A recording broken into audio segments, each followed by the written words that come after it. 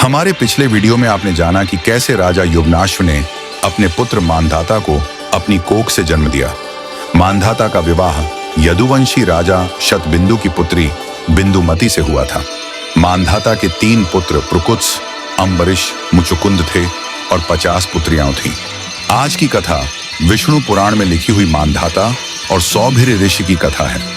सौभिर्य एक महान ब्रह्मवच ऋषि थे जिन्होंने 12 साल जल के भीतर तप करके अद्भुत ज्ञान और तेज प्राप्त किया था। एक दिन तपस्या में लीन ऋषि ने जल में एक मत्स्य राज को अपने परिवार के साथ जल क्रीड़ाएं करते हुए देखा। सौभिर्य ऋषि का हृदय व्याकुल हो गया और उनके मन में भी परिवार होने की अभिलाषा जागी और वह तपस्या छोड़कर चल दिए। गृहस्थ जीवन व्यतीत करने के इच्छुक ऋषि सबसे पहले उपयुक्त कन्या ढूंढना चाहते थे। उन्होंने विचार किया कि इस समय सबसे गुणी और चक्रवर्ती सम्राट मांधाता हैं और उनकी 50 पुत्रियां भी हैं और मांधाता की दानवीरता की ख्याति संपूर्ण विश्व में थी। मांधाता ने कभी भी किसी को भी अपने द्वार से खाली हाथ नहीं लौटाया था। सौभिर्य ऋषि ने सोचा मांधाता ही उपयुक्त राजा है जो उनकी मनोकामना पूर्ण कर सकते हैं और वे उनके राज्य की ओर चल दिए। राजा के समक्ष पहुंचते हुए सौभिर्य ऋषि ने अपनी अभिलाषा व्यक्त की और राजा से उनकी एक पुत्री विवाह के लिए मांगी। ऋषि के ऐसा कहने पर मांधाता अत्यंत व्यथित हो गए और सोचने लगे कि वे अपनी किसी भी पुत्री को अधिक आयु के व्यक्ति से कैसे विवाह करा सकते हैं। मांधाता असमंजस में पड़ गए कि वह अब क्या करें, क्योंकि अगर वह ऋषि को मना करते हैं तो कहीं क्रोध में आकर ऋषि उनको श्राप ना दे दे। दूसरा, वह अपनी किसी भी पुत्री को कैसे विवश कर सकते हैं एक अधेड़ आयु के व्यक्ति से विवाह करने को। राजा को चिंतित देखकर सौभिर्य ऋषि बोले, हे राजन, मैं तुम्हारी चिंता को अच्छी तरह समझता हूं। मैं तुम्हें वचन देता हूं, तुम एक बार मुझे अपनी कन्याओं से मिलने की अनुमति प्रदान करो। अगर तुम्हारी कोई भी पुत्री स्वयं मुझे स्वीकार करेगी, मैं तभी उसका वरण करूंगा। इतना सुनते ही मांधाता ने अपने अंगरक्षक के साथ सौभिर्य ऋषि को अपनी पुत्रियों से मिलने के लिए भेज दिया। सौभिर्य ऋषि ने अपना रूप एक गंधर्व से भी अति मनमोहक बना लिया। जब वे मांधाता की कन्याओं के समक्ष आए तो इतने सुंदर व्यक्तित्व को देखकर राजा की सभी पुत्रियों ने विवाह की इच्छा जता दी।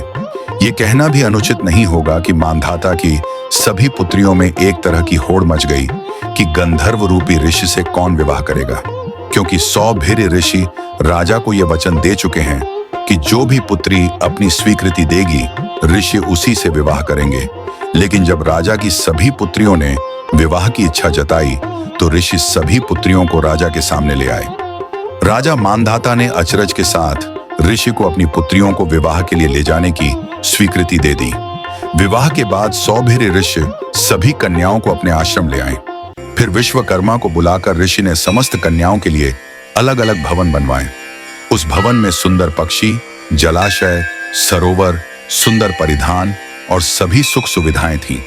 कुछ समय व्यतीत हो जाने के बाद राजा मांधाता को अपनी पुत्रियों की चिंता सताई।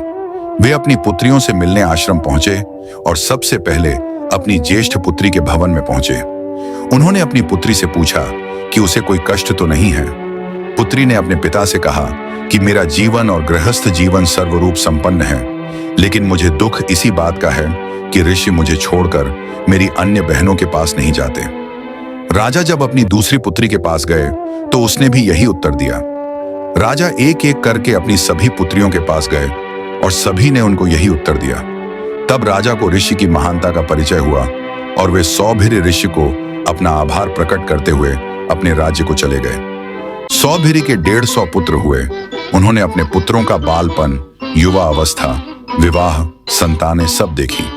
फिर ऋषि के मन में अपने पौत्रों के पुत्रों को देखने की अभिलाषाएं जागी। सौभिर्य समझ गए कि अभिलाषाओं का कोई अंत नहीं है, एक पूरा होता है तो दूसरे आ जाते हैं। जिस चित्त में मनोरथ की आसक्ति होती है वह कभी परमार्थ में नहीं लग सकता।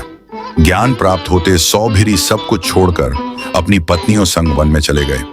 वहां वानप्रस्थों के योग्य समस्त क्रियाकलाप का अनुष्ठान करते हुए संपूर्ण पापों का अंत हो जाने के बाद सन्यासी हो गए।